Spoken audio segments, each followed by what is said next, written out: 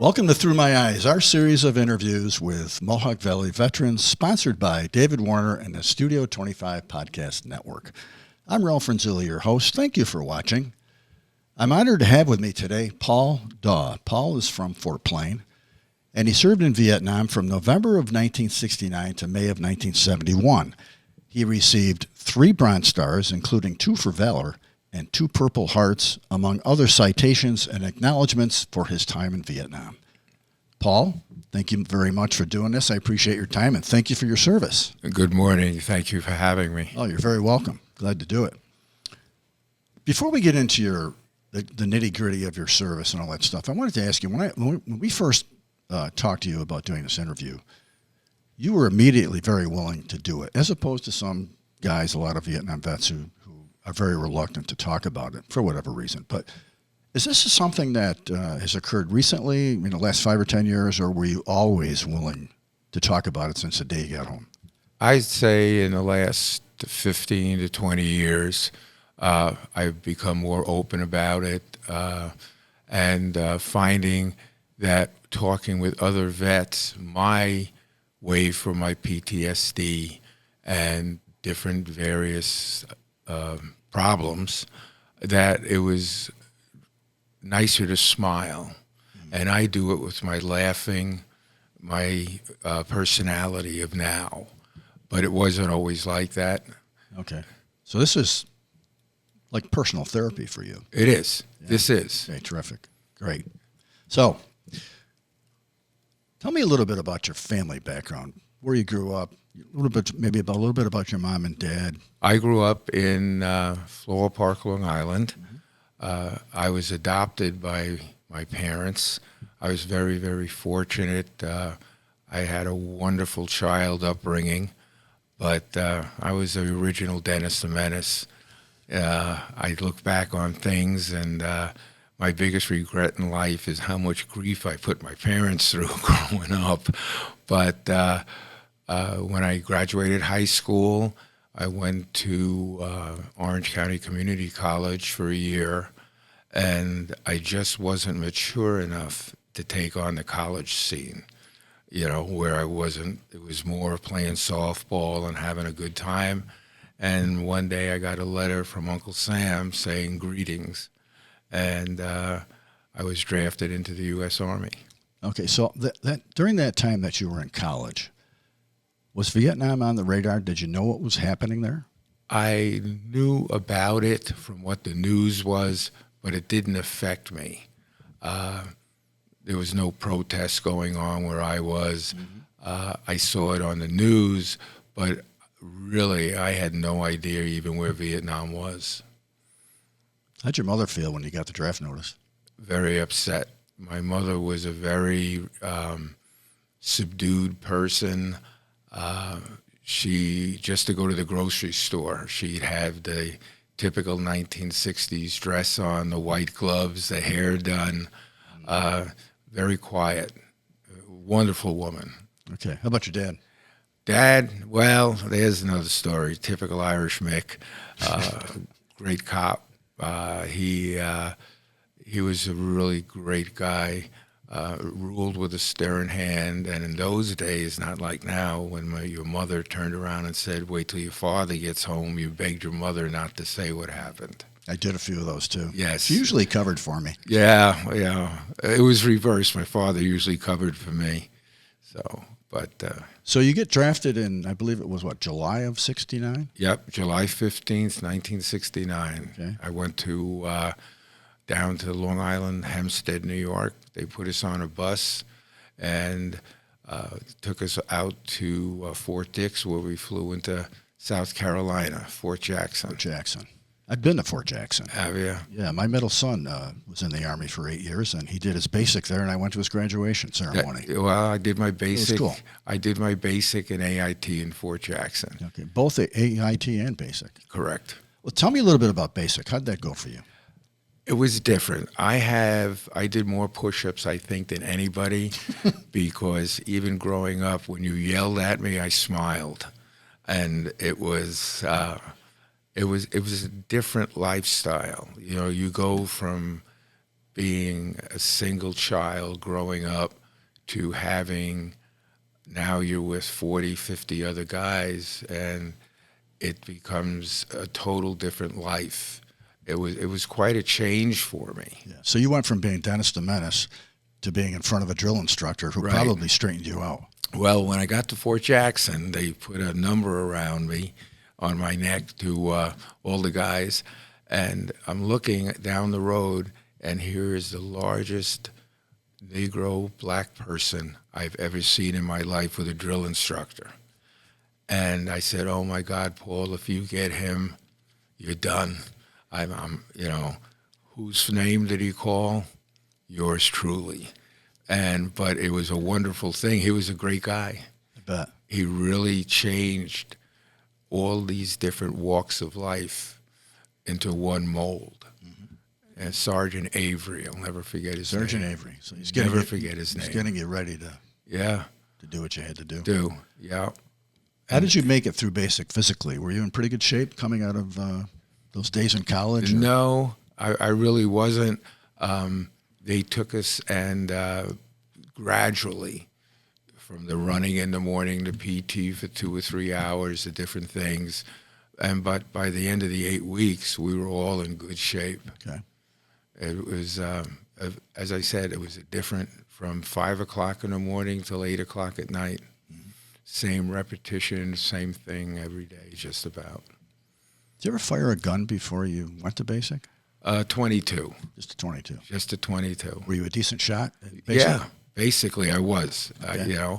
But when we got into basic and then when we did go to the firing range, it was a total different. They trained us on the M16 and the M60 machine gun, grenade throwing, and then back in those days they called it the Law rocket. It was a portable rocket launcher that the infantry carried, mm-hmm. and they trained us on that. Okay. What about AIT? Tell me a little bit about that. AIT, normally it was the same group of men, larger scale, but they gave you more advanced infantry. It wasn't all the marching. It wasn't. It was more weaponing training. They did a lot of prisoner of war.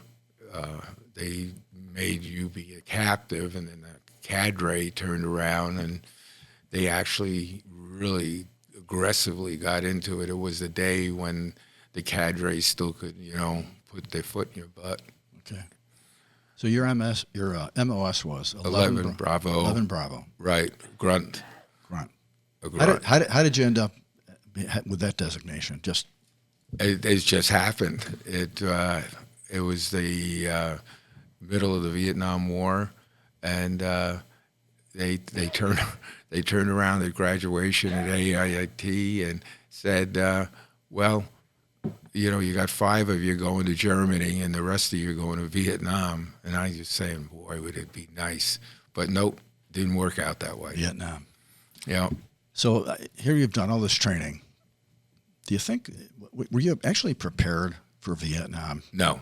Why not? It was textbook training with basic training and AIT and stuff like that. But when we got to Vietnam, the first thing they did, they kept us in a rear area for 2 weeks, and at the 1st Cavalry Division, that's who I was assigned to. And then they told us to forget about everything other than the weapons that you learned how to fire in basic and AIT, but it's nothing like it. Okay. And for 2 weeks, they showed us how the Viet Cong could come through the wire at night, how they're trained, and they actually had real Viet Cong people or members that have trained, that came over to the United States side to train you. Okay. So you mentioned 1st Air Cav. Yes. You were 1st Battalion. 1st of the 8th. 1st of the 8th. So Air Cav was that like an elite outfit? It was, believe it or not, the 1st Cav was Custer's cavalry. Very historical. Right. But we were the 1st Air Mobile, which they said that the helicopter, the UE helicopter, became the horses, the workhorses of the cavalry. They moved us around on them. But we were a proud outfit, you know. Okay. So you're done with your training in the States.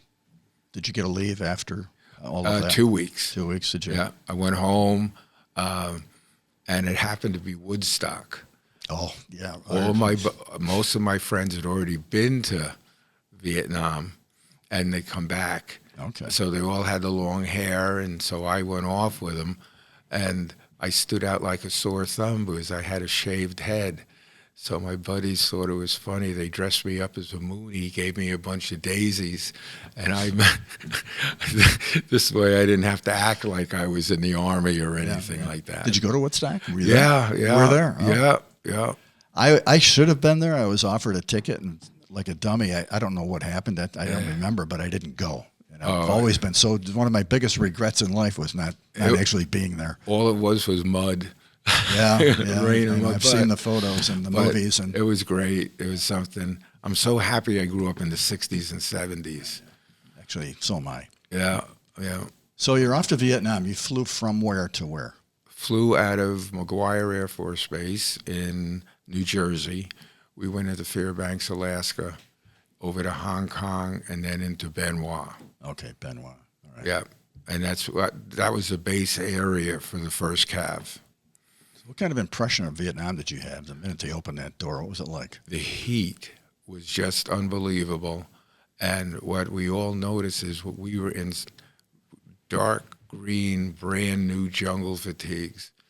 And we looked around and everything else was red clay. All the uniforms, the guys, everything was dust. The heat, the oppression of that. And there was no yelling or screaming from the people that met us to take us to the barracks or anything like that. Okay. So it was the rear echelon guys. So what were the first few days like? Orientation, or what did you do? We had to sign up for the treasury bonds, of course. Oh, okay. We had to sign our will, our life insurance policy, who it went through. It wasn't, it was sort of a very negative first couple of days. And then they put us through these classes. And as I said, they showed us, what it was like or what we'd run into out in the jungle. Okay. So you were, I think you told me that your base camp was actually Song Bay? Song Bay. Okay. Tell me a little bit about Song Bay. We flew out of Benoit when we went in. We went in on UE helicopters. We landed, and it was nothing but a dust bowl on the side of a mountain. All the artillery was, sandbagged around, and the guy turned around and said to me, well, you're going to sleep right there. I put your stuff in. It was a piece of Quonset covering with sandbags on it. Well, we had gotten there just about dusk, so we went in to sleep. We didn't realize that the 188 cannons, artillery, was right next to us, and they had a fire mission at 3 o'clock in the morning. And that was like, we all thought we died. Yeah, that bit of an awakening where you were. Where it was, and the ground just shook. And then the next morning we got up, and they took us to the company that we were going to be assigned to, the headquarters, and was the Alpha Company we got assigned to. So what was the mission of Alpha Company? We were a search and destroy company. We'd go out for 14 to 30 days, get resupplied every third or fourth day, and just go out to look for the Viet Cong or the NVA. Okay. I want to talk a little bit about the geography, but before we get into actual combat that you saw, because I know you saw a lot of combat, you were kind enough to give me this book. Right. Written by Jim Ross. Right. Who I believe you served with, even though he was in 25th Cavalry, or 25th Infantry, I believe. Right. But he was with you in First Cav for a while, right? Well, 25th went home when they started to de-escalate Vietnam, and he didn't have enough time to go home, so they shipped him over with another gentleman over to the 1st Cav Division. Okay.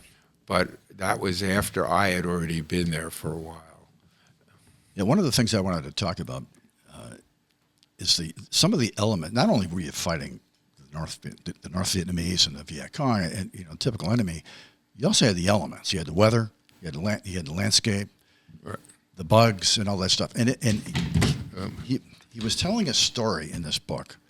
I believe it was Landing Zone Rash, or Landing Zone, not Landing Zone Rash, Landing Zone. I can't remember the name of it now. You'll probably recall it. But he was talking about a scorpion nest, and he mentioned you in this book, that you were there when this happened. Yes. You discovered a bunch of scorpions. Tell me about that. Well, it was everything over there was like red ants or whatever. Well, I had put down, we were going to in the jungle when we set up our night position outside of, it's LZ Rash. It was LZ Rash. Okay. Well, you put your poncho liner down, and then you got this air mattress that was from the Korean War that you were lucky it wasn't dry rotted, and you put it down. Well, anyway, I had put it down on a scorpion's nest, and in the middle of the night, the scorpions popped the air mattress. I got up, and they were just all over me. Thank God I didn't get bit. And everybody all of a sudden realized where we were and what we were on. It was a whole nest area. How big were these things? Oh, good 6 inches. Okay. Yeah. But normally the bugs in Vietnam were just astronomical. The spiders, you had 100 snakes over there. 99 were poisonous, and the 100th was a boa. Oh my God! So, and then we had the bamboo viper, was a green snake we called it, and they gave it Johnny one step. If it bit you, you could take one step and that put you into cardiac arrest. Oh my God! So. It was, between the bugs and everything else, you were actually fighting a losing battle. Yeah. In the book, he mentioned that you started to say what happened to a guy who was bitten, and he said, "Paul, I don't want to hear it. Stop right there. I don't want to hear what happened." Yeah. So, tell me a little bit more about the geography around Song Bay. What was that like? Very hilly. Mm-hmm. The jungle is just intense. It's called Three Canopy. Okay.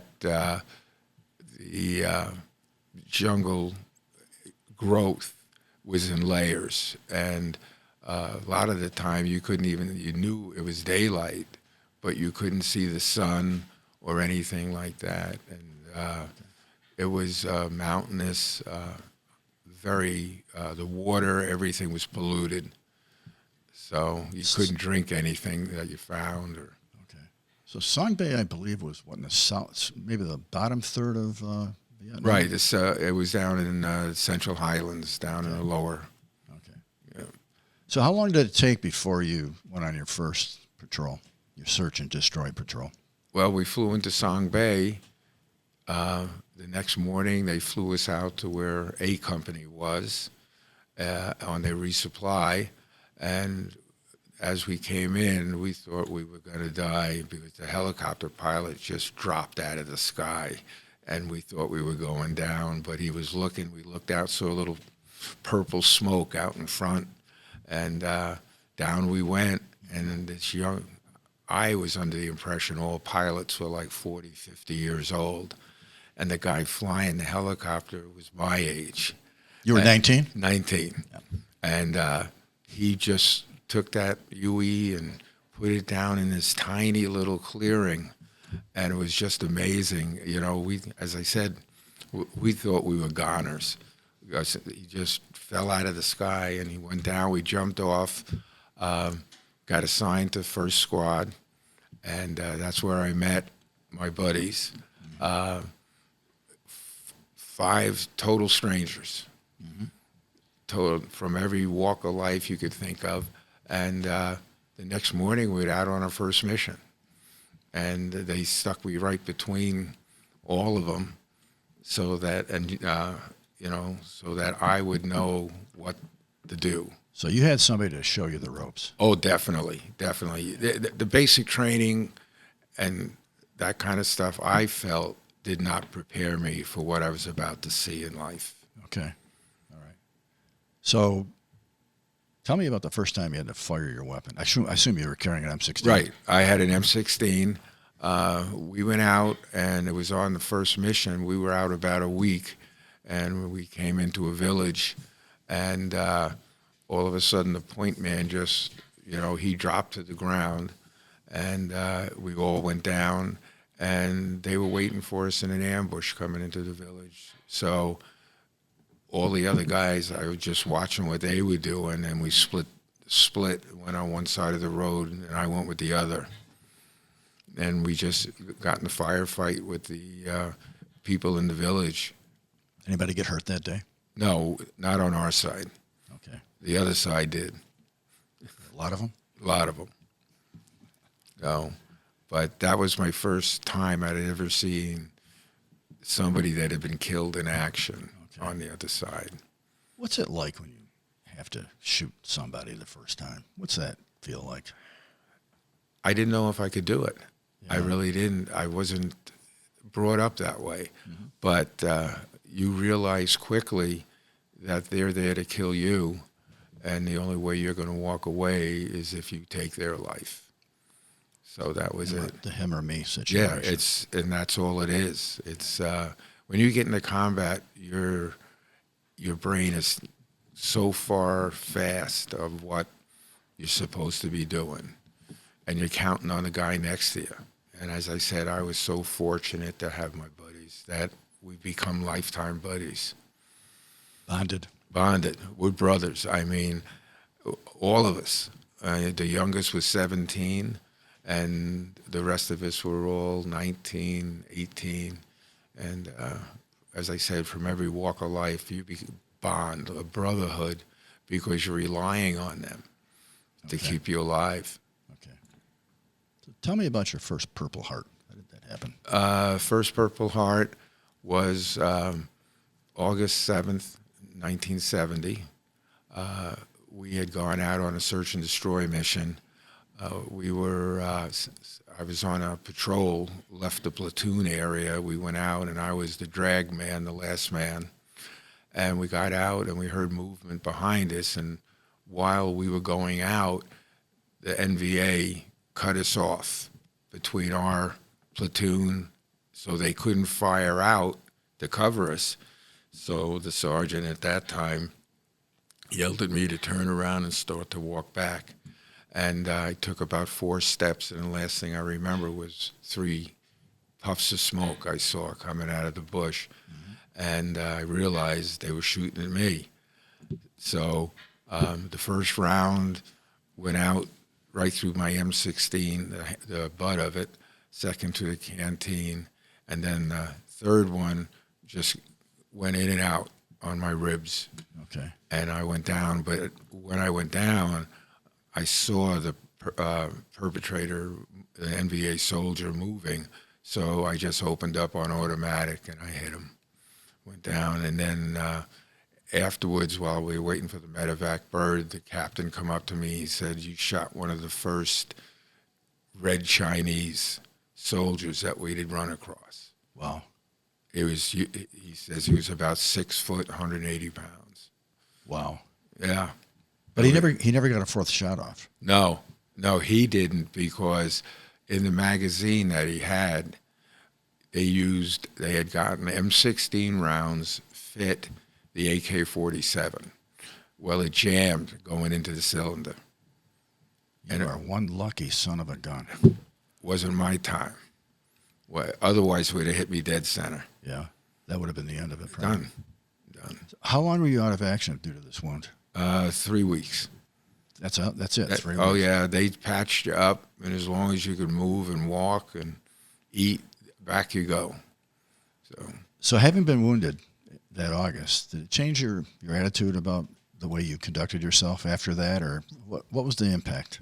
The impact was my head became, it's on a swivel. I was so aware of everything that was going on. I paid more attention to the sounds, the guys, relying more.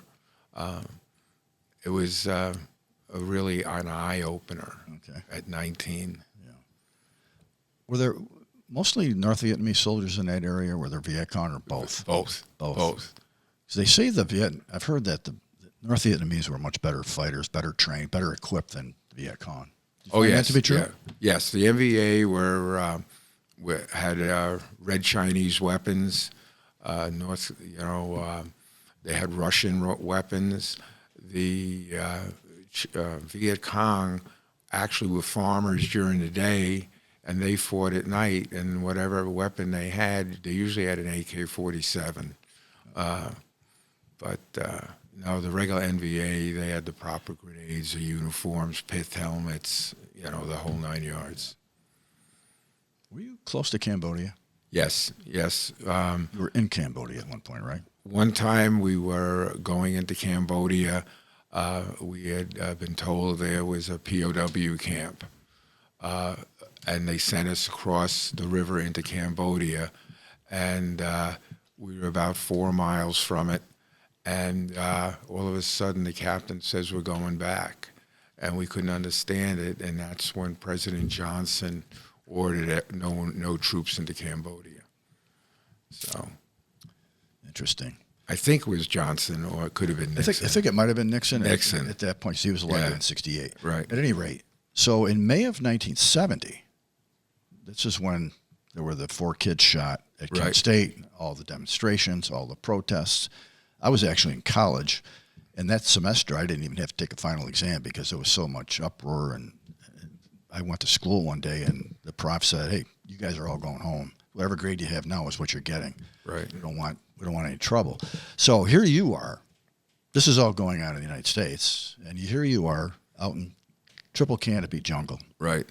Were you aware of what was happening over here? Not really. No. It was we didn't get much outside information or what was going back on other than a letter from your parents. They might write a little something. They had a newspaper over there called Stars and Stripes, right? But it was very pro-American. There wasn't anything really going on.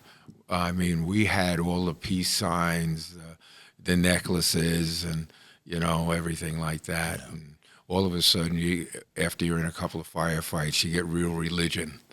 It was just like that. But as far as knowing about Kent State or anything like that, wasn't aware. Okay. So when you were going into Cambodia, what was the mission? What were you doing there?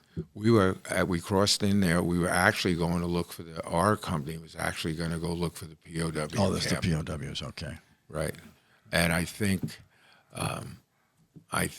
just my personal opinion is I think they didn't want us to find them. That's why we were really called back, because it would have, I think it would have upset the apple cart. So it's political. Yeah, all political. Yeah. That's all it was. That's pretty sad for those guys that were. They were. Yeah. So we actually, one of the two guys from Little Falls who were killed in Vietnam, or died in Vietnam, one was Stash Zataki. He died in a Viet Cong prison camp, Christmas Eve, 1969, I believe it was. Wow. Starved to death. Oh, yeah. Yeah. And there was another guy there who wrote a book about this later on called "Why Didn't You Get Us Out?" or "Why Didn't You Get Me Out?" or something like that. The point of his whole book was government knew we were there. They didn't do anything. Right. Which is pretty sad when you think about it. It is. It really is. Yeah. So in your platoon, were there any racial issues that you were aware of? You notice anything about that? We had, we really didn't have time for it. There were a couple of incidences that we had one gentleman, a black gentleman, he liked to smoke his dope, in the pot. Right. Right. But it's a no-no to do drugs out in the bush. And he kept doing it and kept doing it. And one morning, we got up after he was supposed to be on guard duty and his throat cut. And we knew one of the other guys in the platoon. We had a good idea about who did it because he had warned him. Wow. But the Army didn't. The lieutenant wrote it up that Gooks got in the wire and did it. He actually covered for this guy? Covered it. That's how dangerous it was to be high when you're out. You can't be high out in the bush. You got to, I mean, you're not only taking your life in your hands, but everybody else that's counting on you. Yeah. So what you wanted to do in the rear area, that's your business. So his name must be on the wall. The guy that was. Yeah. Oh, it is. It is. But only a few really know what happened. Interesting story. Yeah. Wow. Some of the things that happened. Was that the strangest thing you saw, you think? Or was there No, that was probably the strangest. Yeah, it is strange. Yeah, yeah. Other than the combat, I mean, the Viet Cong and the NBA, they had almost like they have now, where they die and they go to heaven with 7 virgins or whatever. Yeah. But they used a lot of cocaine. Viet Cong did, and I watched a guy charging us, and the machine gunner cut him in half, and his body just kept moving. He was so high on cocaine or heroin. So it was the drugs over there were rampant. Did you have any contact with the Vietnamese people? I'm talking about the villagers and. No, No, I didn't trust any of them.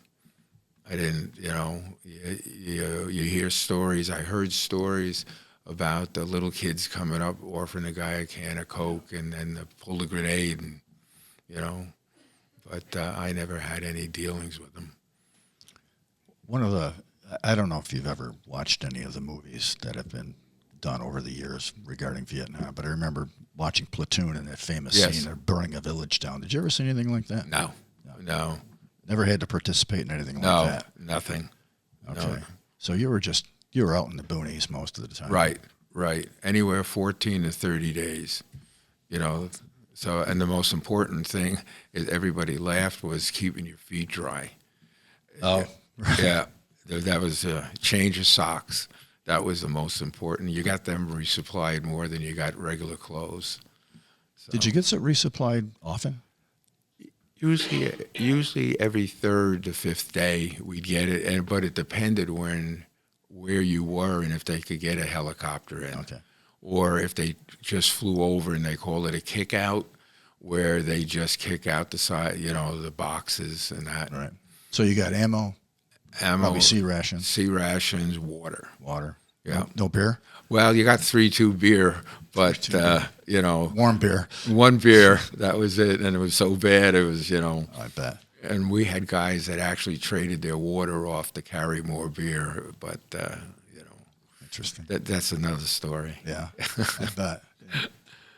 So tell me about the second Purple Heart you received. Second Purple Heart is we were on the fire base, and we got resupplied, and they brought in a whole pallet of Bangalore torpedoes, which were long,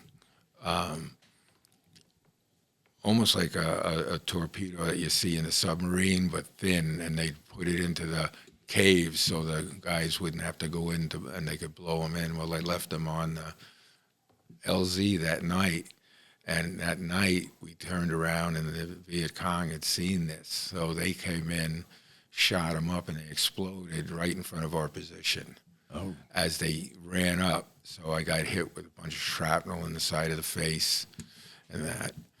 So you were out of action for a while from that as well. About 10 days.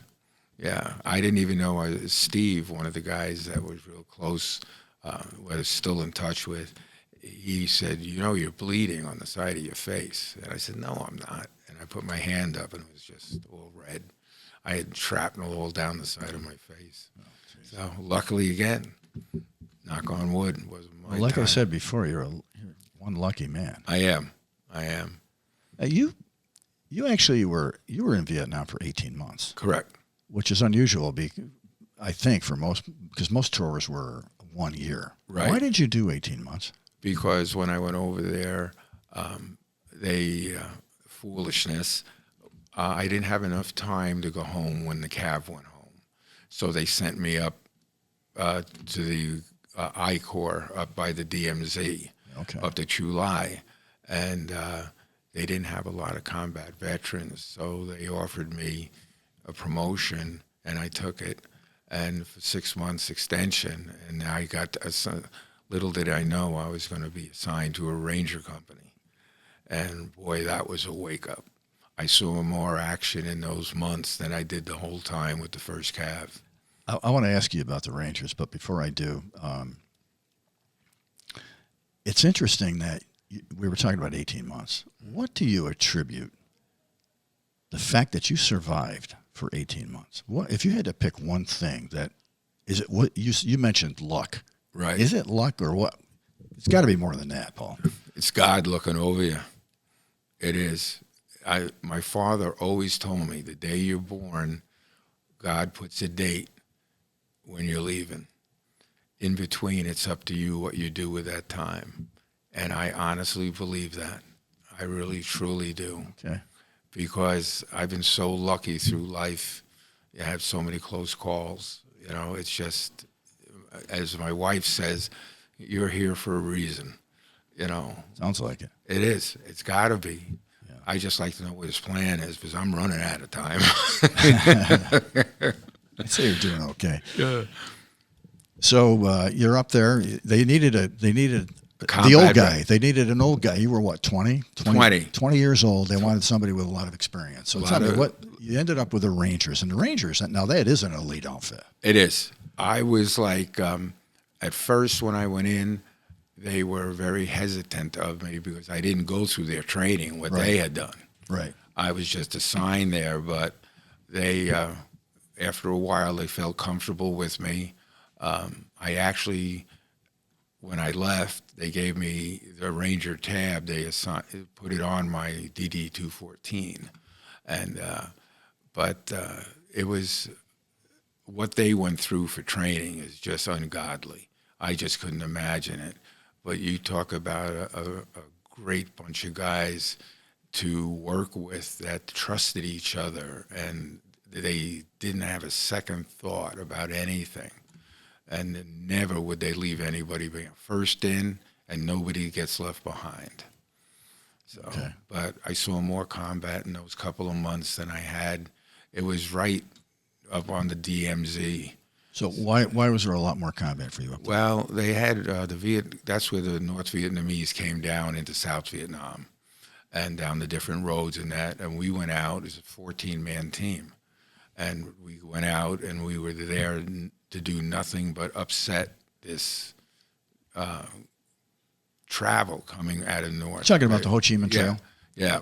Down the Ho Chi Minh Trail or any of the other mountain trails. We went out and blew bridges, so they couldn't bring any. They actually had tanks, the North Vietnamese, Russian tanks, but it was something else.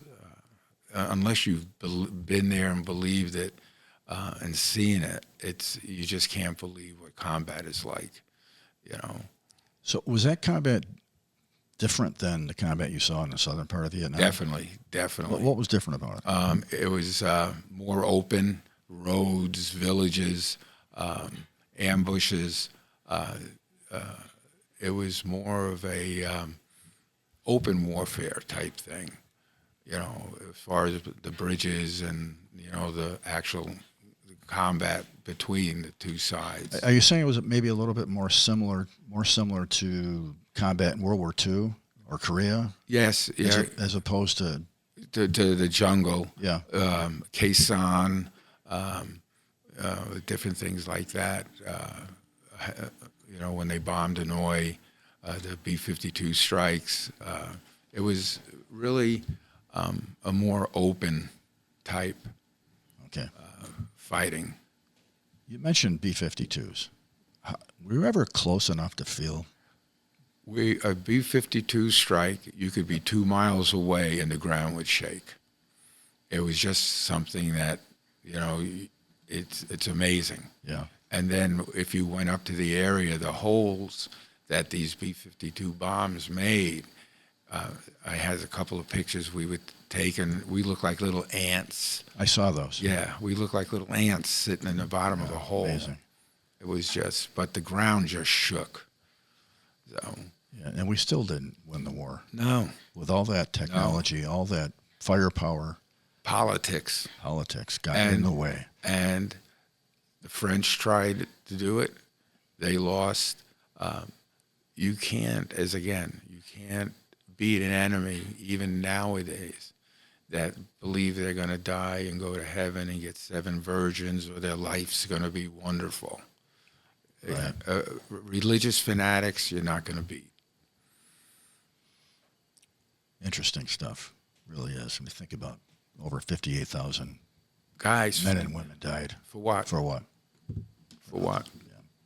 And they're all, other than your older fighter pilots in the Air Force or whatever, as I said, most of the guys are 25 and under that died. Yeah. You know, you lost families, future, whatever. Right. Well, getting back to you, you have 3 Bronze Stars, 2 for Valor. Right. Tell me about that.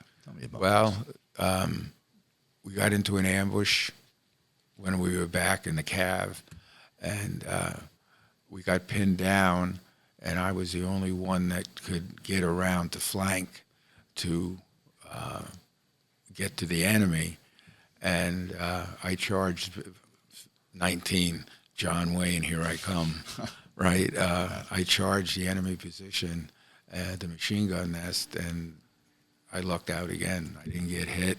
I destroyed it, and that just opened up for the rest of the men to come up. So How many did you kill that day? a lot. Yeah. A lot.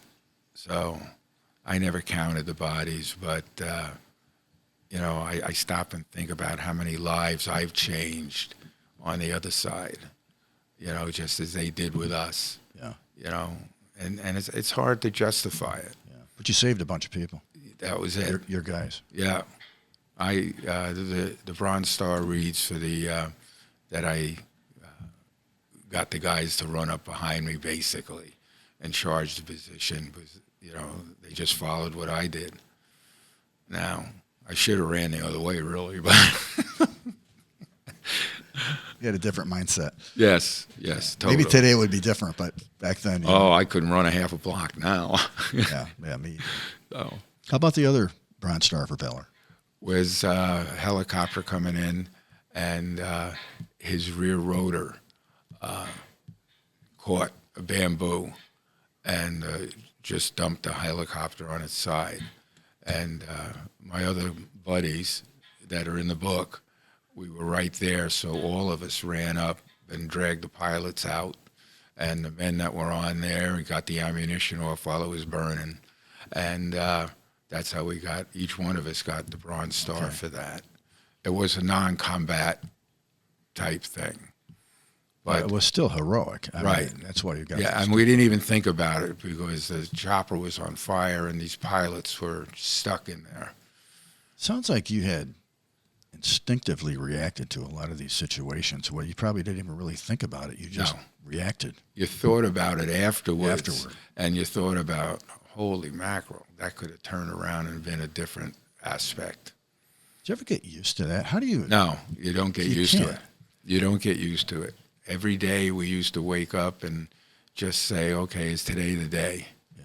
You know. How'd you deal with the fear? You must have been afraid. Oh, yeah. I was scared to death. Yeah. I was a 19-year-old country kid, city kid, whatever. And I had no idea about any of this. You know, brought up in a religious family, you know.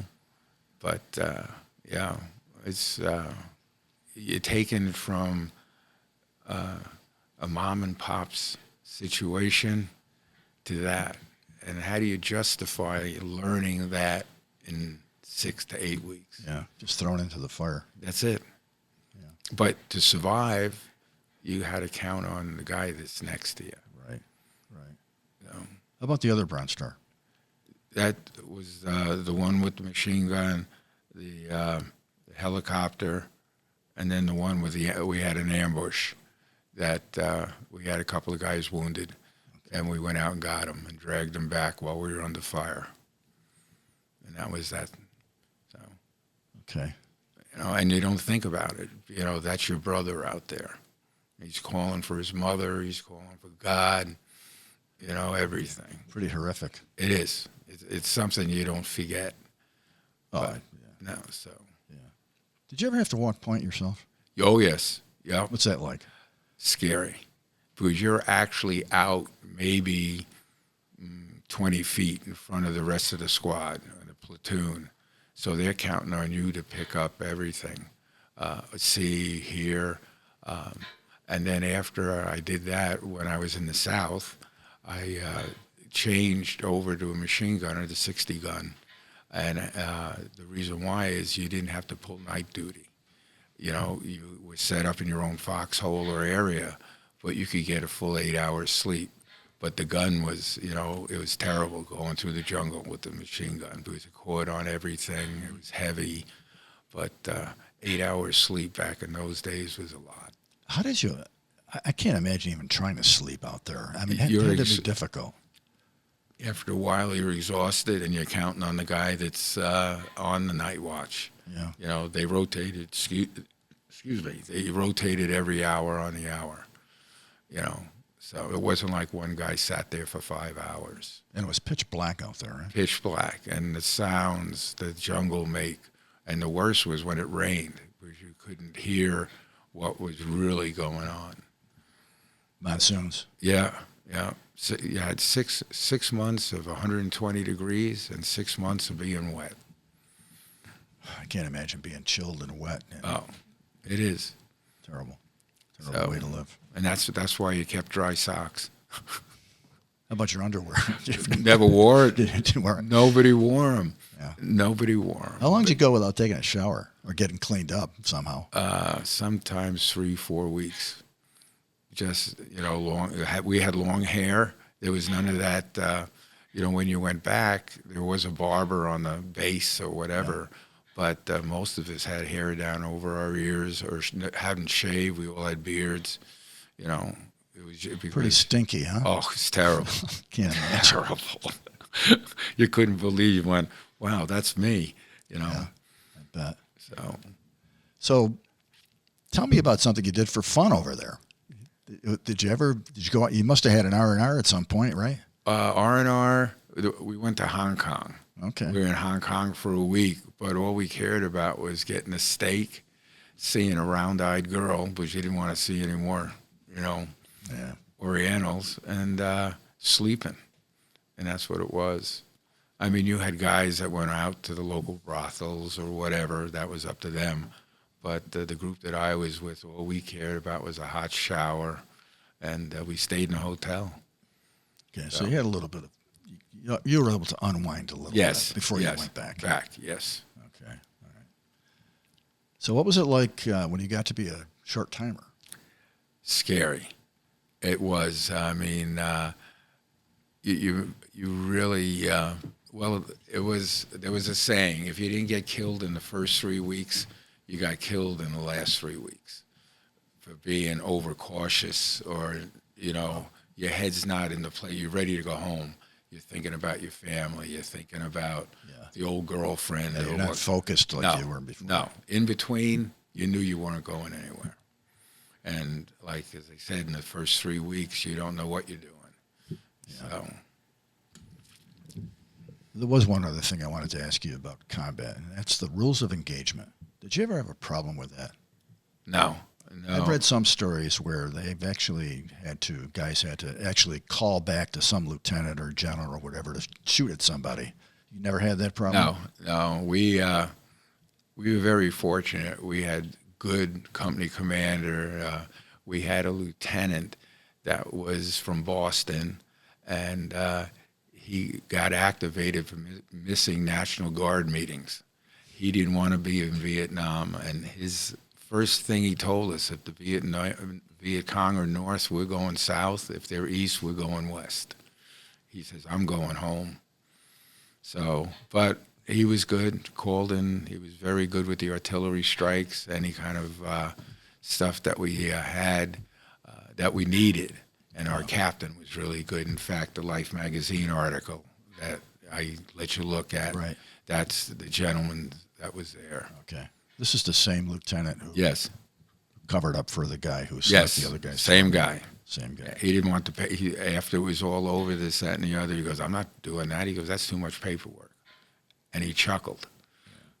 So, but again, you do the dope in the field, you're on your own. Yeah. Well, I'm sure all your guys felt like he got what he deserved. Oh, I yeah. suppose. There was nobody upset. Yeah. No. So you're on your way home. What was that? Tell me about the flight out and what that was like. Well, as I said, I got pulled out of the jungle, went back to the rear area, still had my jungle fatigues on. They gave me a shower. I shaved. And the next morning I was on a plane back to Fort Lewis, Washington. And they gave us a flight home. They paid for our flight back to New York. But I got down to Kennedy Airport where we landed. I think it was Kennedy. And I had to find my own way home for there, so I took a bus. And I didn't tell my parents I was coming. Surprised them. And I got home about 7 o'clock at night, rang the doorbell, and I thought my mother was going to drop right there in the doorway. So my father just smiled and shook his head. So. He was glad to see you. Oh, yeah. Oh, he was. But, I mean, he was like, you really pulled this one off. So. Yeah. Well, you think maybe he didn't expect you to come home or what? Well, to be honest with you, before I left, I bought a 68 Roadrunner. That was my dream car, right? Beautiful car. Oh, I loved it. Baby blue, black top, the whole 9 yards. And I put it in the garage. When I came back, that's all I thought about. I went out the next morning, I opened the garage door, there's no car. Uh-oh. I go, Dad, where's my car? He goes, I didn't think you were coming back, so I sold it. Oh, no. Yes. You have to be kidding. That's the God's truth. What did you say to him? I just looked at him, and he just like Must have been this. pissed. Oh, I was. But you know what? I could see where he was coming from because he saw everything on the TV. Oh, the nightly news. Everything. Walter Cronkite and the rest of them. Unbelievable. So it's a good story. It's a sad story, but it's a good story. What a beautiful car. Yeah, I can't imagine. Yeah. I actually, one of my brother-in-laws had one back in the day. He was a Marine. He was in the Marines, actually. Yeah. And when he got home, that's what he bought. Yeah. Did you see any protesters at the airport? I don't know if Kennedy had that. I didn't think so. It was mostly on the West Coast where that happened. Yeah, even at Fort Lewis, there wasn't any. Yeah. So, but I understand down in Oakland and all that there were. But no, I mean, we had our dress greens on. They gave them to us, and, we walked through the airport, and there was nothing. I mean, people looked at us, but there was no protests or anything like that. Nothing negative said. Anybody talk to you about your service when you got back? No. No questions? No questions. So you didn't have an opportunity to spill your guts? No. The only ones that we talked to were the other Vietnam vets that in our town that had been and came home. We'd run into them at the local pub or softball game, and somebody would say something. Yeah. I have a very, very close friend down in Long Island that I grew up with, and he's never, ever left Vietnam. He's never left there. He calls me up, hey, bro, how you doing? Remember this, remember that? And, that's all he talks about. So he's stuck on it. Yeah. It's sad. A great guy. It's comical. He's just not the guy that I grew up with. Yeah. It's interesting how an experience like that impacts people in different ways. Yes. Right? Now, how did it impact you? I had never, ever thought about it because I never got in a heated conversation with anybody. I never really talked to anybody about it. I just went back into normal life, and I kept it inside, the whole time, till later on in life. And then more vets are coming forward. I've gotten, in 2003, I got colon cancer, and we found it was from Agent Orange. And I got involved with the VA. I went to the VA hospital. They saved my life with the operations and everything, chemo. And since then, I've really gotten involved with a lot of the talking to people,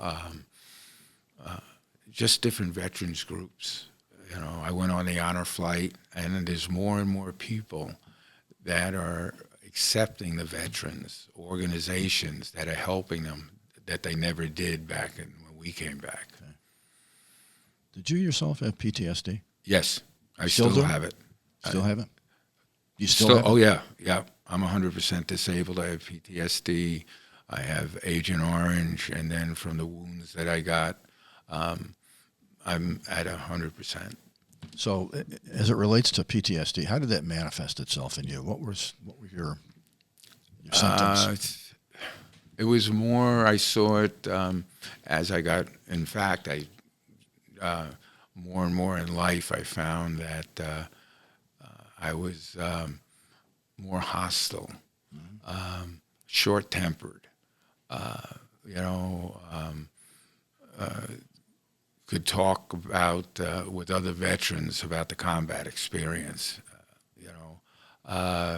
It's like having the worst day of your life when you do have it. It's not something that's constant every day, in my situation. And the way I handle it is my humor, my sense of humor, my easygoing,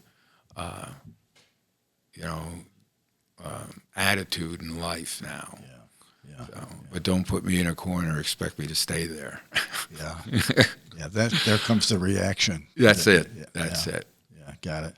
Now you mentioned some of your buddies. These are what, 4 other guys who? Yes, you got Jimmy Ross, who wrote the book.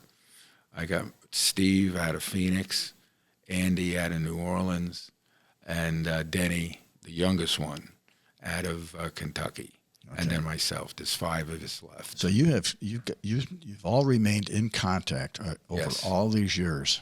We've gone from single guys to marriage to divorces to grandkids, kids, school, weddings, everything. And we try to get together every year and go somewhere different.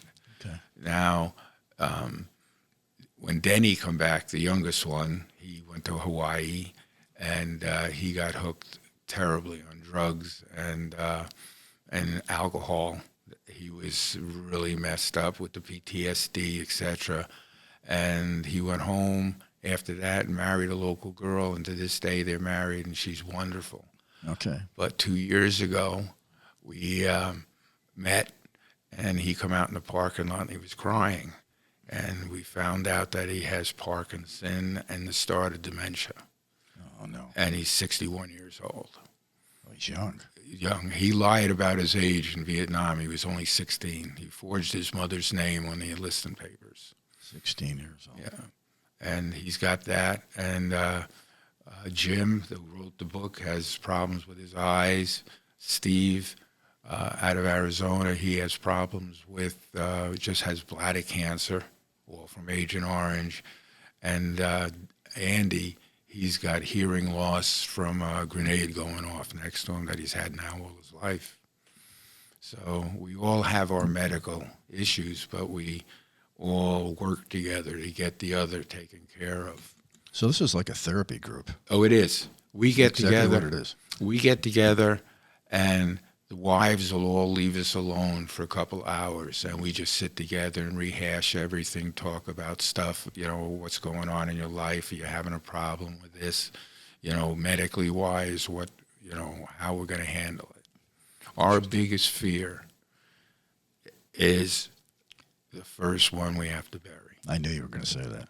Yeah. The biggest fear we have, and none of us know how we're going to handle that. You're really close. Oh, you can't believe how close we are. Well, they say that the bonds that are created in combat are the strongest. They are. Ever. I've heard this said many times. Yeah. Interesting stuff. It is. It's just amazing. Yeah. Just amazing. Paul, what do we have, like 55 years have gone by. When you look back on that whole thing, especially the fact that in 75, South Vietnam was taken over by the communists, after everything you went through, everything you just told me about, how did you feel about that? What were you thinking? I think it's just sad how many people lost their lives for nothing, and all the equipment we left. We did the same thing in Afghanistan, same thing in Iraq. Go over and fight for something that we shouldn't even be there. I'm not being non-American. I am so pro-American. It's unbelievable. But if you're going to win a war, win a war. Don't let those men die for nothing. Not even men, boys. You know, we went there at 19, and by 20, we were grown men. You know, and people couldn't understand that. Yeah. You know. Kissinger and Nixon said, well, we have to have peace with honor. Do you think we had peace with honor? No. There was no peace with honor. Yeah, there was peace with dishonor, you know, for the politicians. The soldiers that fought over there, we fought with honor, and we did it for our country. You did your job, did your duty. Did our duty. Every walk of life, when the country called us, we went. So we did it with honor, and I have no regrets. Well, I thank you for your service. Yes. And I've always enjoyed talking to people like you, because I can't imagine how I would have reacted. I would hope I would react the way you did for my buddies. But anyway, I really appreciate you doing this. Thank you very much. You're welcome. And that's Paul Daw, hero of the Vietnam War. Thank you for watching.